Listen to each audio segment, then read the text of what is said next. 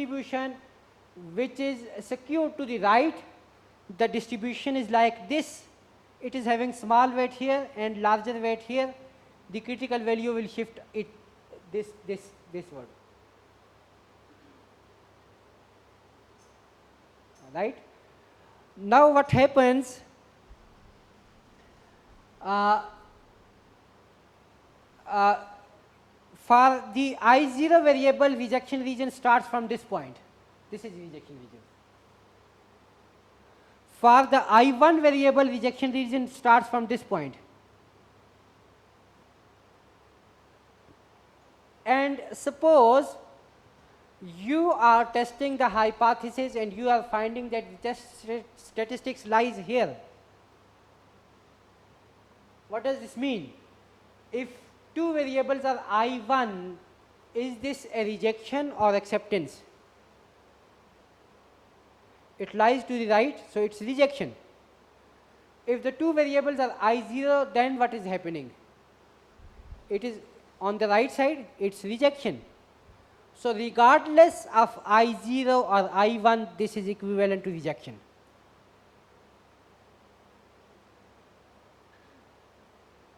Right? And now suppose you are testing the hypothesis and you are finding that test statistics falls here. Then what will happen? If you have I0 scenario, both the variables are I0, then this is equivalent to acceptance, rejection? Acceptance. If you have I1 scenario, then what is this? This is again acceptance. So regardless of the stationarity, you can decide this is acceptance or rejection. So you are able to decide in this region without knowing about stationarity, and you are also able to decide in this region without knowing about stationarity or non-stationarity. This region is undecided, the in-between. For this region you need to know about stationarity, but in this area and in this area you can determine the zeroness of the two coefficients without knowing about the stationarity of variables. And that was what the beauty of this test is. Without knowing about the stationarity, you can tell whether there is long run relationship or not. If you are, what he did basically, he said that there are two bounds.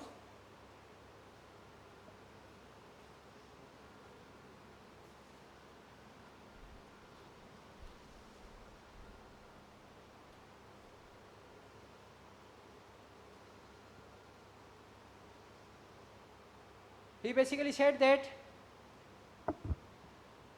if you make the distribution, there are two bounds.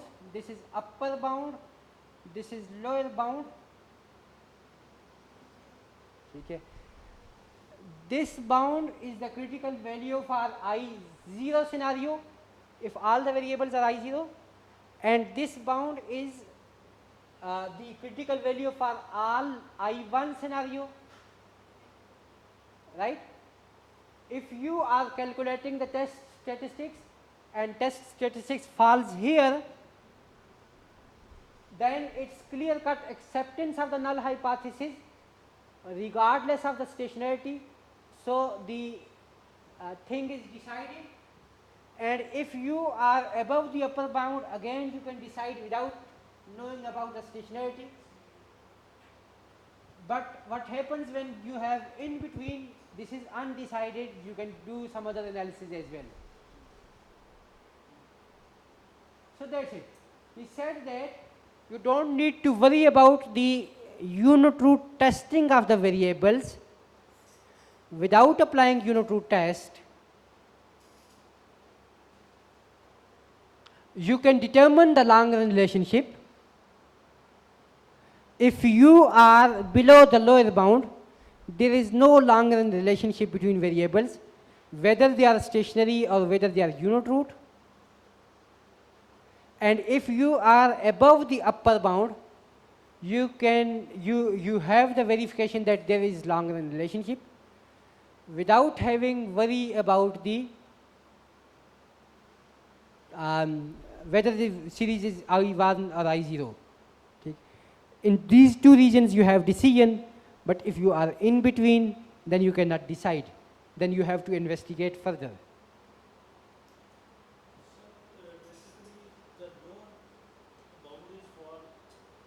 I0 scenario.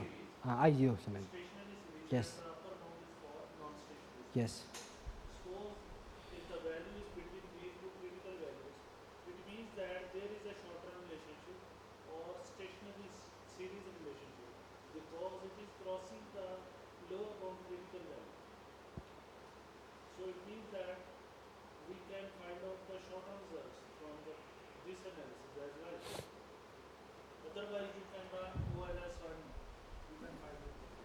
Basically, if you look at the equation that we have written here, in this equation there are difference form variable. These difference form variable will give you the short-run relationship, and these are the variables which are without difference form.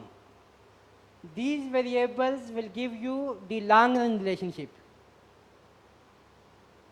Okay. The coefficient of these, if this is non-zero, this will give you long-run relationship. The short-run relationship is determined by the difference form of variables which is available you otherwise. All right. But now there is a simplification. You don't need to worry about the existing of stationarity without knowing about stationarity. If you are below the lower bound, then the null hypothesis is accepted and there is no long run relationship. And if you are above the upper bound, the relationship exists regardless of the stationarity between two variables. This was a clever trick which makes logic and which can lead you to avoid one kind of testing. Basically, as I have said you, every test is having some kind of type 1 and type 2 error. So if you are able to move forward without applying one test, this means that you can avoid one kind of the type 1 or type 2 error.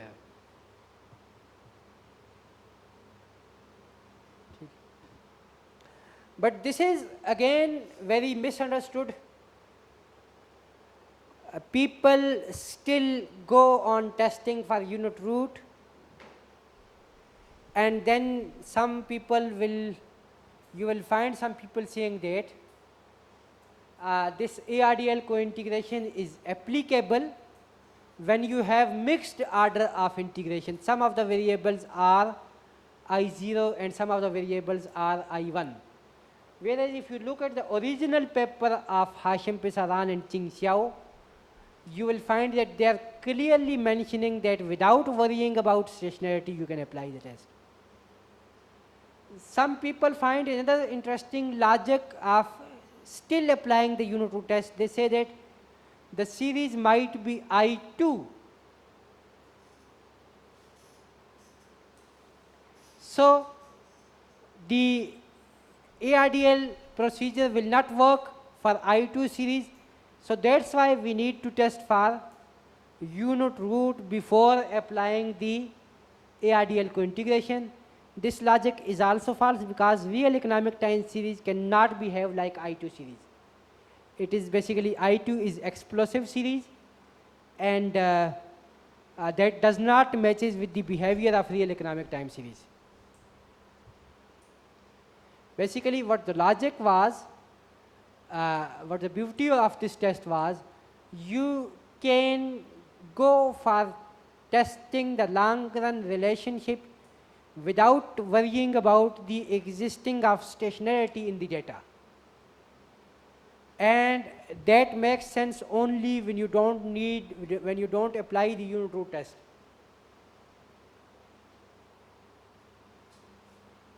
ठीक है.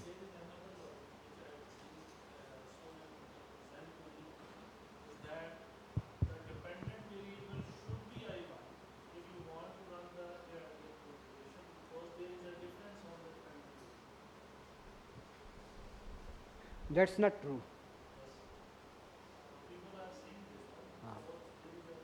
So, uh, now I will move to the computer and I will tell you how to apply this test. Uh, and I will also show you the paper of Hashim Pisaran, what he says about this test. Uh, you can turn on the multimedia, please.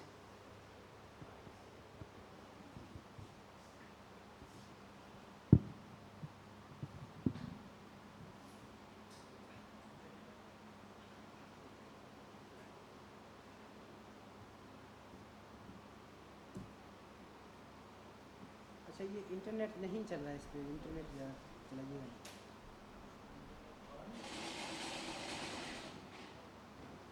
ठीक है और नीचे ये connected show कर रहा है लेकिन browsing नहीं कर रहा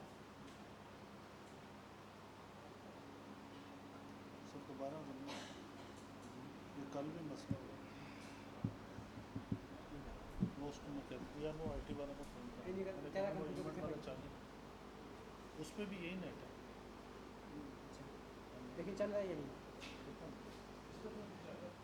जी चल रहा है तो चल रहा है फिर दिखा दो उसी को